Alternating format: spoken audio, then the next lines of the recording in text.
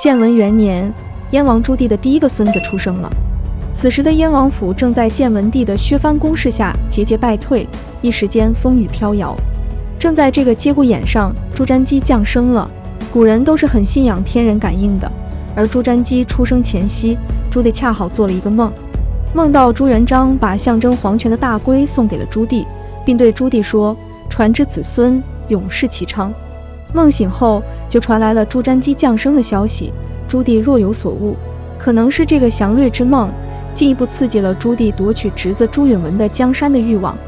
史书记载，朱瞻基出生时皮肤燥裂，像条烤鱼一样。尽管长相不讨喜，但祖父朱棣却很喜欢这个黑娃，不仅因为他是自己的嫡长孙，更因为他的诞生预示着祥瑞。朱瞻基满月时，朱棣第一次见到这个长孙，说这个孙子英气一面，跟我的梦境完全相符，就把他带在身边，由燕王妃徐氏亲自抚养。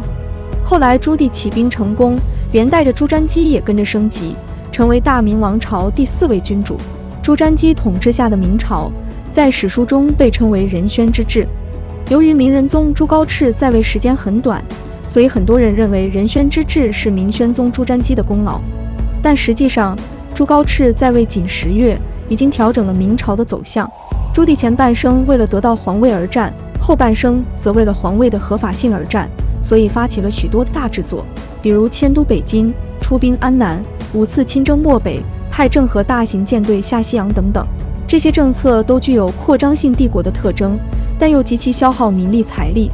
朱高炽继位后，几乎尽反朱棣的扩张政策，转而使民休养生息。对于朱瞻基而言，一方面他是被祖父朱棣亲自教养大的，另一方面他又是明仁宗朱高炽的儿子和继承人。当他登基后，已经意识到自己面临着2条道路的选择，到底是继承祖父的扩张路线，还是父亲的收缩路线？这个选择对于明朝帝国的走向至关重要。任何朝代扩张收缩政策应该有一个度，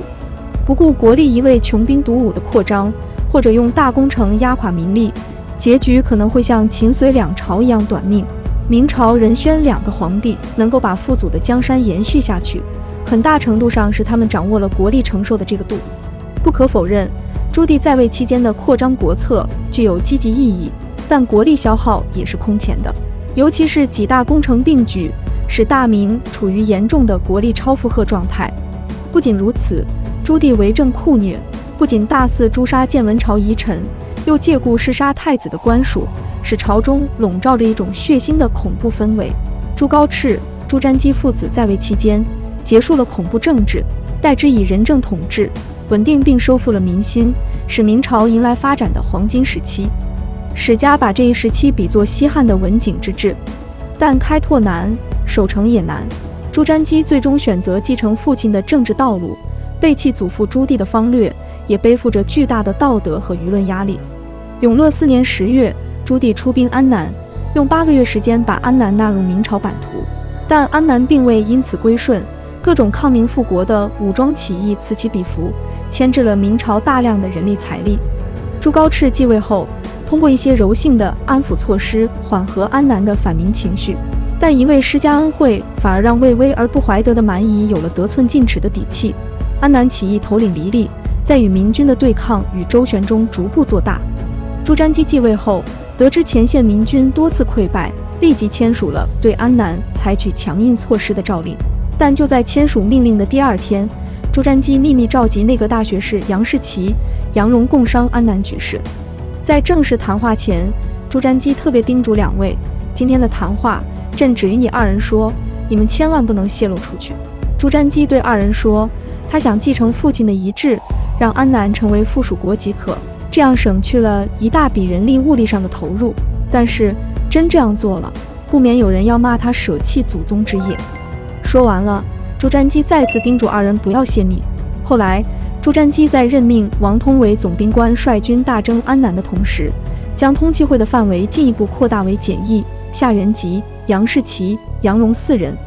朱瞻基再次表达了他的想法。原先通过气的杨士奇、杨荣此时支持朱瞻基，称他的决定不失为圣君，说安南简直是大国坟场，汉唐以来每次征服安南都得不偿失，我朝不应再陷入这个泥淖里了。但原先没通过气的检议，夏元吉则表示反对。他们说，现在安南只是小丑作孽而已，一旦放弃了，不只有损明朝威望，更重要的是成祖朱棣20年的付出都白费了。这次谈话，朱瞻基没有收到预期的结果，这正是朱瞻基所担心的。皇帝的任何重大决策，如果不能得到朝中重臣的一致支持，执行下去，铁定要背负千古骂名。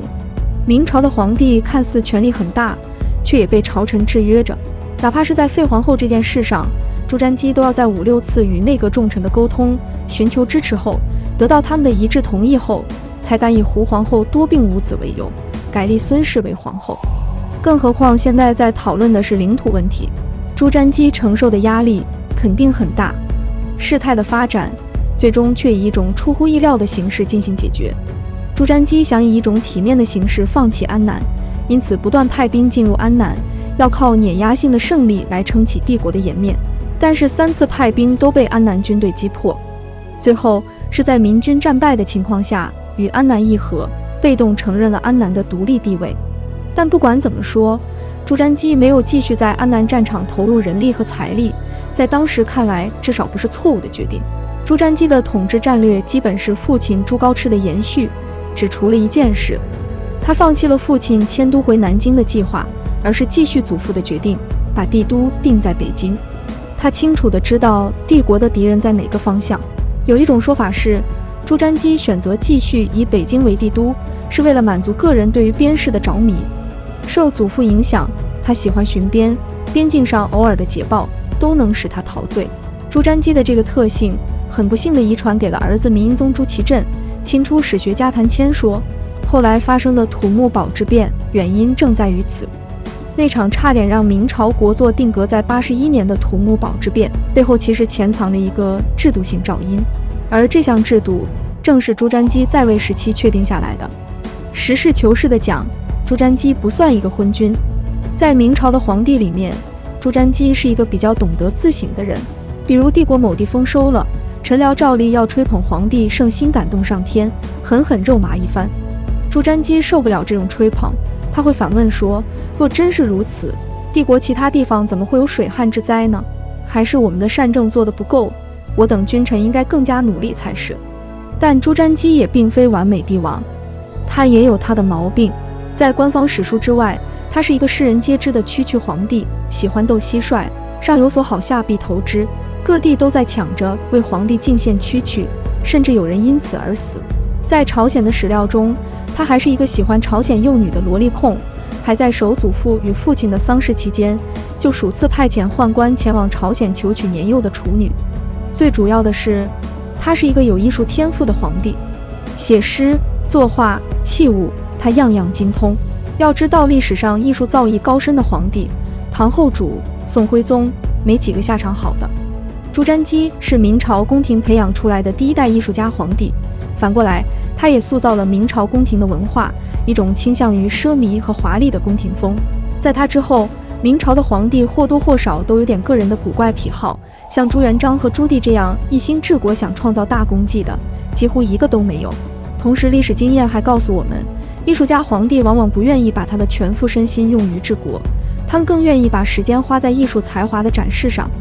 到后来，朱瞻基同样会毫无顾忌地沉溺于各种艺术和玩好之中。要知道，本朝在太祖朱元璋时期已经废除了丞相，总揽大权。过惯了苦日子的朱元璋显然没有想过自己的子孙后代会耽于享乐，而不是像他一样成为工作狂。事实上，连一门心思钻研做皇帝的朱元璋和朱棣都难以胜任繁重的日常管理事务，更不要说要时常分身出来做艺术家放纵一把的朱瞻基了。皇帝不理事了，权力的真空必然有人弥补。起初是内阁，但内阁中人并不甘愿只做皇帝的奴才，他们受儒家思想教育，认为自己有责任以儒家理念和祖宗之法对皇帝进行绩效考评。时间一长，皇帝就看内阁不顺眼了。朱瞻基是个聪明人，为了制衡内阁，他在皇权和内阁的二元体制中又引入了第三方，即宦官太监，即内阁通过票拟处理奏章，这些票拟最终都要经过秉笔太监的批红才能生效。而太监身后没有背景，都是皇帝的家奴。那些懒于朝政、耽于游乐的皇帝们，就放心任用家奴来控制内阁，进而控制政局。明朝后来最典型的2个昏君嘉靖和万历，几十年不上朝仍能控制政局，都是拜朱瞻基的制度设计所赐。为了让太监家奴更好地为皇权服务，朱瞻基又做了一个违背祖宗的决定，不仅允许太监干政，还命人教太监们读书识字。朱瞻基不是一个昏聩的皇帝，因而这个制度在他执政时期上能良好运行。但是任何制度都不可能十全十美，也不可能长久有效。任何系统运转的时候都会产生冗余拖慢运行的效率，需要时刻不断进行自我革新。而在封建时期，皇权统治下的制度本就缺乏革新的动力。在中国历史上，明朝与东汉、唐朝是宦官之祸最严重的3个朝代。清初，一些人反思明亡的原因，指出明亡不亡于流寇，亡于场位。而朱瞻基正是让宦官势力强势崛起的那个关键人。在朱瞻基之后，大明朝廷愈发专注于内部的党争，在无止境的内耗中耗尽国力，最终亡于来自底层的革命。其实，明亡差点都不用等到崇祯17年，而是在1449年。宣德10年，36岁的朱瞻基英年早逝。